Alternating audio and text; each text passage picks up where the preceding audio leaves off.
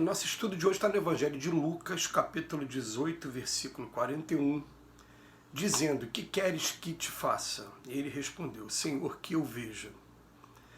E Emmanuel vem comentar na lição 44 do livro Caminho, Verdade e Vida, o cego de Jericó. O cego de Jericó é das grandes figuras dos ensinamentos evangélicos. Informa-nos a narrativa de Lucas que o infeliz andava pelo caminho mendigando, sentindo a aproximação do mestre, pôs-se a gritar implorando misericórdia. Irrita-se os populares, em face de tão insistentes rogativas, tentam impedi-lo, recomendando-lhe calar as solicitações. Jesus, contanto, ouve-lhe a súplica, aproxima-se dele e interroga com amor: que queres que eu faça? À frente do magnânimo dispensador dos bens divinos, recebendo liberdade tão ampla, o pedido sincero responde apenas isso: Senhor, que eu veja.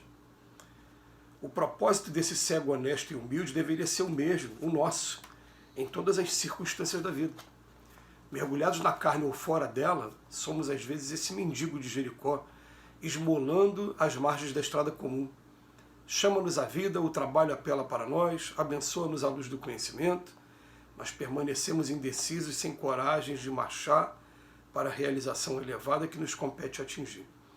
E quando surge a oportunidade de nosso encontro espiritual com Cristo, além de sentirmos que o mundo se volta contra nós, induzindo-nos à indiferença, é muito raro sabermos pedir sensatamente.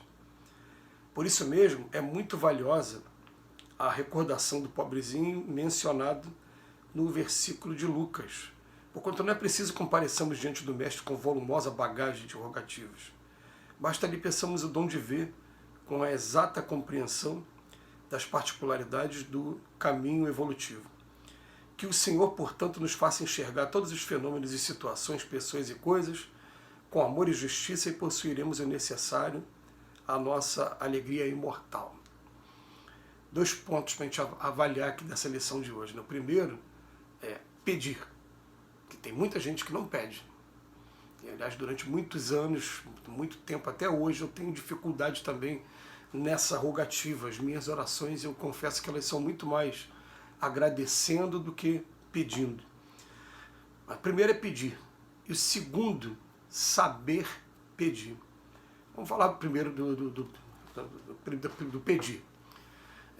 Foi marcante para mim, uma vez eu assisti um palestrante espírita, e ele contando o seguinte, ele contando que ele foi indagado pelos amigos espirituais, falando o seguinte: ó, você não tem o costume de pedir e a gente respeita o seu livre-arbítrio.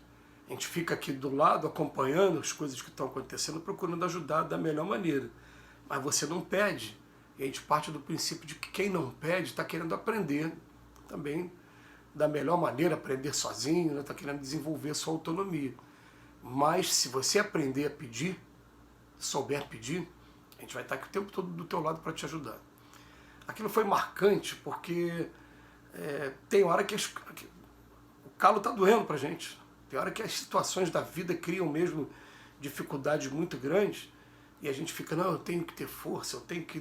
Tudo bem, mas também tem que aprender que eu não preciso comparecer diante do mestre, não. Eu posso fazer a rogativa daqui, fazer esse pedido, e esse pedido ele vai ser atendido na medida do possível. Não é? Principalmente quando a dor estiver muito grande, quando fala que a fé, quando tem o tamanho do grão de mostarda, ela pode mover montanhas. Essas montanhas são as dificuldades, as impaciências, as incompreensões, e a gente pode simplesmente aprender a entender o porquê da prova que a gente está passando e procurar aprender com ela o máximo que a gente puder. Não é? Então, o primeiro ponto, pedir. A gente, quando vai estudar a prece vem lá, louvor, agradecimento e também você fazer os pedidos. Muitas de nós a gente fica apenas no louvor, né, e depois nos agradecimentos. Estou falando aqui do meu caso pessoal. Louvor, o reconhecimento de Deus. Quando fala Pai nosso que estás no céu, santificado é o teu nome, isso está sendo um louvor. Venha a nós o vosso reino, já começou a ser pedido. Né? Seja feita a vossa vontade, é louvor. Então o que acontece? A gente começa a ver assim, esses 3 itens, né, da prece: pedir, louvar, agradecer. Tá? Segundo, saber como pedir.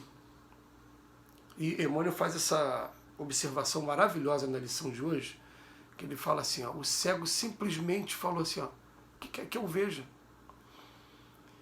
A gente já parou para pensar quantos de nós a gente vira na hora de fazer as nossas orações e fala para o Pai querido, fala assim, ó, Pai, me ajuda a curar primeiro o meu espírito, a curar a mim, antes de curar o corpo.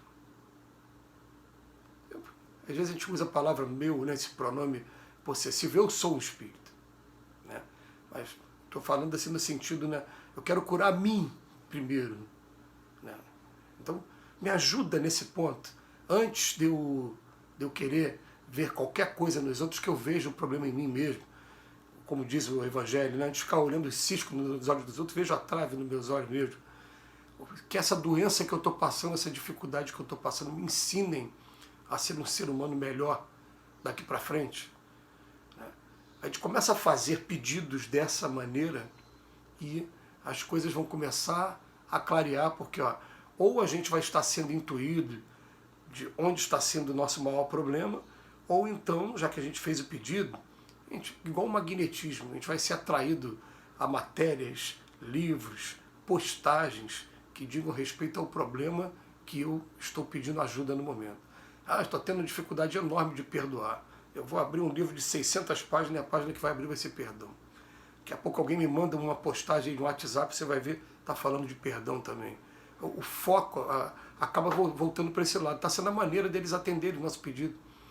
Eles estão do lado de lá, né? Não estão aqui materializados igual a gente. Se tivesse materializado, quando a gente pede para um amigo prontamente pega aqui, vai mostrar para a gente. Agora não, eles estão de lá, então eles vão dar o jeito deles. Gente, isso acontece. Essa coisa do livro, tem gente que pensa que é coincidência ou não, mas eu me lembro, assim, o segundo livro do André Luiz, que se chama Os Mensageiros, logo depois do Nosso Lar, né, vem o segundo livro, ele fala sobre isso, o livro fala de pessoas que estão começando, vão fazer uma determinada reunião, aí a pessoa vai abrir uma página aleatória. Aleatória é coisa nenhuma, ali, ó, os espíritos já prepararam de maneira que você vai abrir e vai ser aquela lição certinha que você precisa naquele momento. Então, Emmanuel chama a atenção também de que muitas vezes, tanto aqui encarnados como desencarnados, nós vamos estar na mesma situação desse mendigo. E quando fala mendigo, é mendigo de luz, mendigo de espiritualidade dentro da gente. E a gente vai estar também fazendo esses pedidos também. Né? Você vê que o pedido dele aqui, no início, foi um pedido de desespero. Ele começou a gritar, chamar. Quando Jesus aparece na frente dele, dá liberdade para ele de falar o que você quer. Vocês conseguem imaginar isso? Né? A pessoa chegar na sua frente e falar, o que você quer? Deu liberdade. Ele falou, não quero muita coisa não, só quero ver. Só que eu veja. E é Jesus num processo de medicina que a nossa terra ainda não conseguiu ainda aprender em todas as seus detalhes, a sua beleza. Ele simplesmente com imposição de mão, com magnetismo humano e também manipulando também a matéria que está ao nosso redor, ele consegue fazer a cura. Tem gente que olha para aquilo ali e acha, aquilo ali é história. Não, gente. Essas curas acontecem sim, e é um domínio de medicina, né? Por isso que os espíritos falam para a gente durante o trabalho, nossa, fala assim, ó, já que vocês não têm condições de compreender agora como o fenômeno se opera, a gente só vai pedir para vocês, façam o máximo que vocês puderem, para quando estenderem a mão, que você tenha fé, concentração e amor. Então não é só você estender a mão, não. Naquele momento acredita que você está servindo de intermediário para a gente que está aqui do outro lado, se concentra no trabalho que você está fazendo e procura buscar aquele amor que existe de mais puro, mais nobre dentro de você. Mesmo que a gente tenha que recorrer a alguns elementos, como por exemplo, às vezes a tribulação do dia foi tão complicada que o que a gente faz? A gente começa a pensar nos filhos que a gente ama muito, né, nos parentes que a gente ama muito, para trazer aquele amor para dentro da gente. Trouxe aquele amor, agora deixa a mão ali e deixa que as coisas vão acontecendo naturalmente. Botou a fé, botou o amor, botou a concentração. Né? Mas é uma medicina que a gente não conhece ainda, que a gente tem condição de fazer todos nós. Foi o Cristo que falou, né? Sois deuses, tudo que eu fiz vocês podem fazer também. Que Jesus nos abençoe hoje e sempre.